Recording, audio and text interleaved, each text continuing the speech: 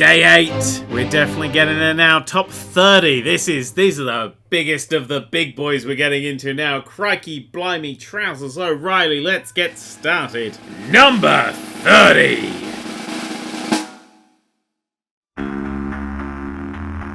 Spec Ops The Line. I've never felt winded when finishing a game before. I've never felt like punched in the stomach.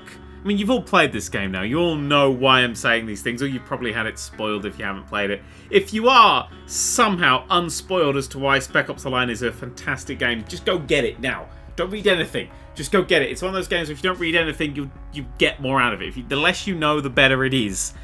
It's still, if you know it still, I've played it a few times now, and it'll still knock your socks off every time. But that first time you play it, the way it just unravels. As you're playing it more and more, and it just starts unraveling, and you're going, oh shit. Plus, it does one of the best choice systems I've ever seen in the game. It's like, here's A or B, and you go, hey, can I do C? And then you do C, and C works, and C's a viable choice. Yeah, it's a game that sort of flipped the modern military shooter on its head, and since then, I don't know, we haven't. Call of Duty fucked off to space, Battlefield fucked off back to World War I. Maybe somebody learnt something from Spec Ops The Line. I learnt something. Never go to Dubai. Number 29. The Legend of Zelda, Link's Awakening. No, it's not Ocarina of Time. And no, it's not Wind Waker. And no, it's not A Link to the Past. And no, it's certainly not Majora's Mask. The best Zelda game of all time for my money is Link's Awakening. And I will tell you why. It's because Link's Awakening felt like the most adventure. It was the most adventure game they'd ever made. It was an adventure. I mean, by the time you got to Ocarina of Time and Majora's Mask, I knew the formula and I knew how it was going to play out, and it felt more like I was trying to focus on these characters that are largely just annoying more than actually good, interesting characters. And I never took to the 3D games. I mean, I do love A Link to the Past, but I'm not super keen on the art style. I think the art style's off.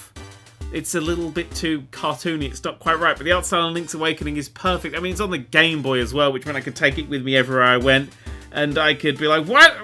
I've got bananas. Who wants bananas? And try and trade things up. And it's a stunning, stunning game. It's the best. It was the series at its peak, because from that point on, it never really tried to reinvent itself.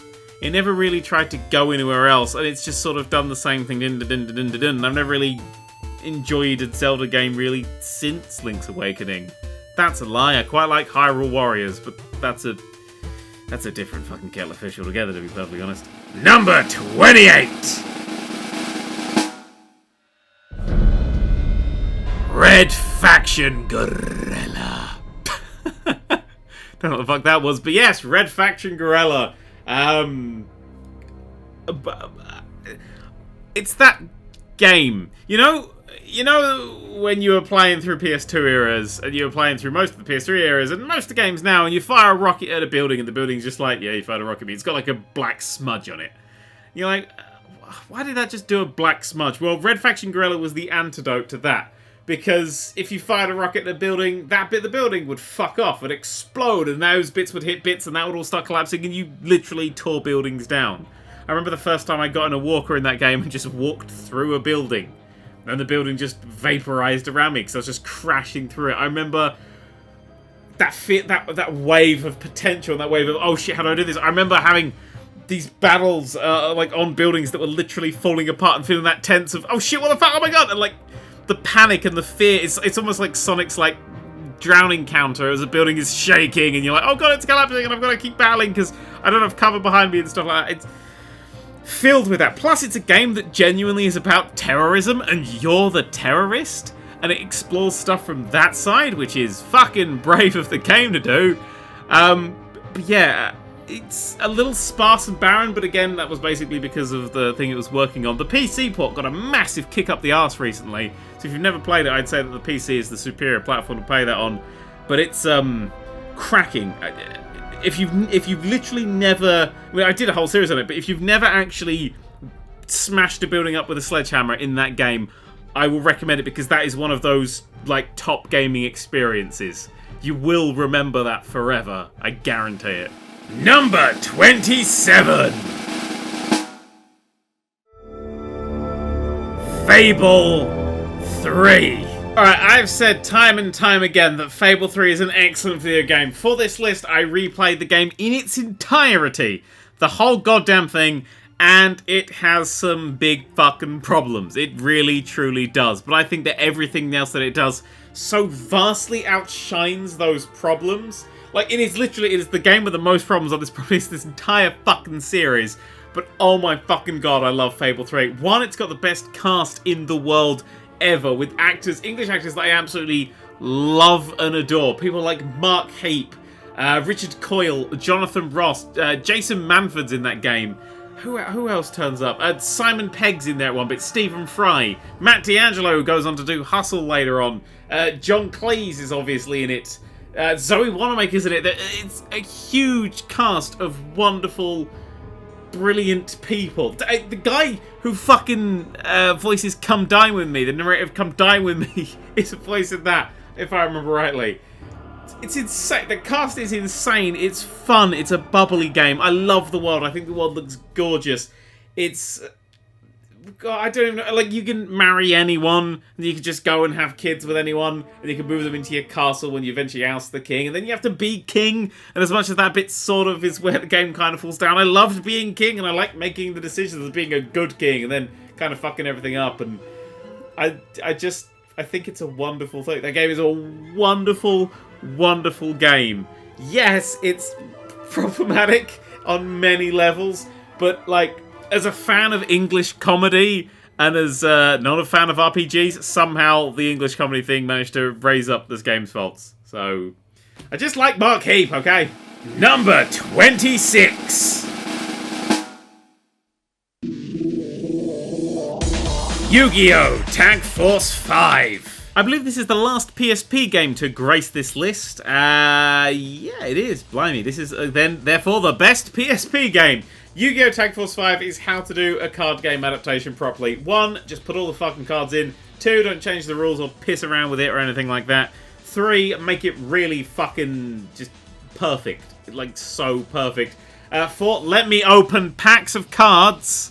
Just open up a pack of cards using the currency you earn from dueling, not some fucking microtransaction bullshit. 77, have like the full cast that's around there, even though I don't give a shit about them, they're all there. 60 million. Just give me a nice open world to wander around and just duel people. Just that's it all it is. It's just you go around and duel people. You go around and duel people and you talk to people and you make friends with people and you get relationships with every single person so you can say how friendly you are with them and then team up with people. The story, I've still not finished. It's my most played, one of my most played games ever because it actually keeps your clock going. So it's one of my most played games ever. I'm still not done with the story. I don't know how to keep the story going, really. I suppose I have to tag up with certain people, but I don't like to do that because I like to tag up with this very minor character whose deck completely matches my strategies, and therefore we're better. It's exceptional. It's exceptional game. It's the best Yu-Gi-Oh game, and Yu-Gi-Oh is the best card game, so it wins. Number 25. Burnout 3 Takedown. I thought this would be in my top 10.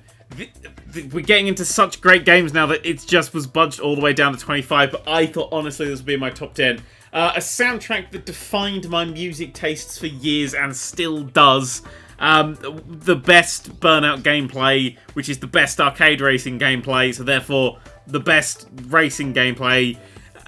Literally, it controls so perfectly. It's so fun to play. It's so fast. It's so fast, especially for like the PS2. It's nuts, and there's so much to do, so much to unlock. A great way of unlocking things with the hopping around the world, and it has that bloody amazing crash mode where you literally fling yourself into traffic to get points. That's. I mean, the only other game I do that in is Lemmings, and that's only when they piss me off. Number 24. Sins of a Solar Empire. This one eked forward a few points because it's got some mods that I absolutely fucking love in it. The Star Trek Armada mod, which is pretty much entirely how I play the game now. Holy shit. Oh man, taking out board cubes all day. It's just actually dying vigorously to board cubes all day. But even the base game, Sins of a Solar Empire, is one of my favorite real-time strategies ever. The way they've done space, like having the battles take place around planets and then you hyperspacey jump between them, is wonderful. You can build your own like galaxies, like whole galaxies to battle around. I once played a 3 fucking day long game non-stop using nothing but pizza and fucking 24 the energy drink to get me through it, and that was beautiful. That was a LAN game with many other people, and oh Jesus, many happy memories, but also a game that I still relentlessly play. It's not a I've got a spare 5 minutes kind of game. It's a I've got a spare day, let's waste it. Waste it by taking over the fucking galaxy. Number 23!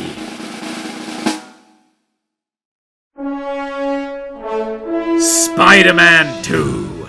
Not, and I fucking repeat this with exclamation marks, underlines, and fucking bold font, not the PC version, because the PC version is a different game, and it's a piece of bollocks.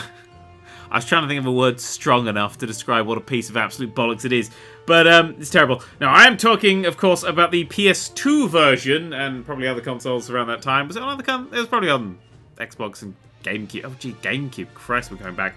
But Spider-Man 2 is the game that got the superhero. It's the game that understood Spider-Man. He went, what's the fun thing about Spider-Man? He web swings. Alright, build a game around that. Build the fucking whole game around web swinging. And that's genius, and it worked, and it shows, and it's marvelous. Like, they've literally never made a better superhero game than Spider-Man 2. They pinnacled so fucking fast, because all the Spider-Man 2 games are just punching and boring things. I mean, Ultimate Spider-Man, Spider-Man 3 tried to get there, but they didn't quite get that swinging just right. Spider-Man 2 fucking nailed it. I mean, the new games that are coming out, shit, they don't have web swinging. Like, there's a PS4 one coming out. I think, shit, who is making it? Was it Insomniac that's making it? It might be Insomniac that's making it. I can't quite remember. But here's the deal, right? If it doesn't have the proper Spider-Man 2 style web swinging, then what's the fucking point of it? Number 22.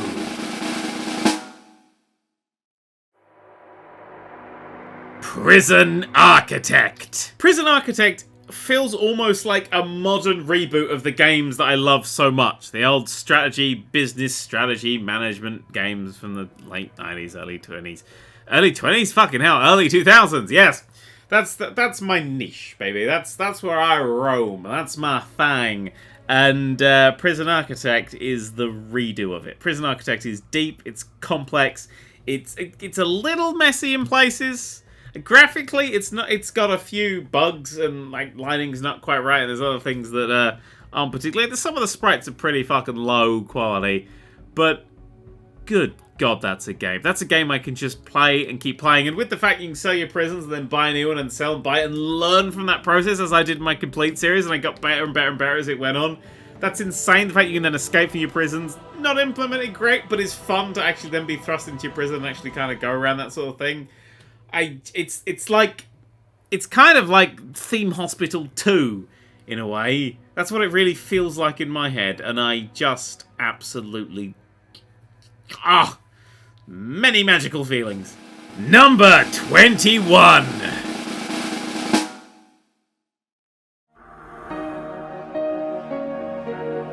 Mirror's Edge. Mirror's Edge is a game I can play in like an hour now. Like it's one of those games that I can just blitz through at ridiculous speed, and I love that. I love the focus levels.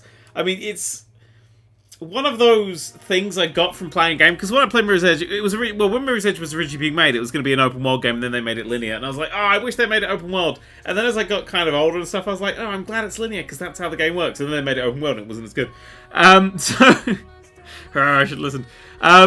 Mirror's Edge, from the music, especially to the aesthetics, to the only weak point is the story and those little cardboard cutout South Park style. Well, not South Park style. That would have been fucking hilarious. But like that sort of kind of flat style cutscenes. That's the only real weak point of a fast, frantic, beautiful game that I love so much. I mean, I can still hear the footsteps. I can still hear the fucking kicking door sound effect. I mean, I could play a large portion of that fucking level blindfolded, that first level. That's how many times I played it. It's magnificent. It's absolutely magnificent. I'm glad it got the sequel. I wish the sequel was better, but I'm glad it got the attention. Hopefully Catalyst is sold well enough that they can make another one that's just a little bit better. And with that fucking boost button. Christ, whose idea was that?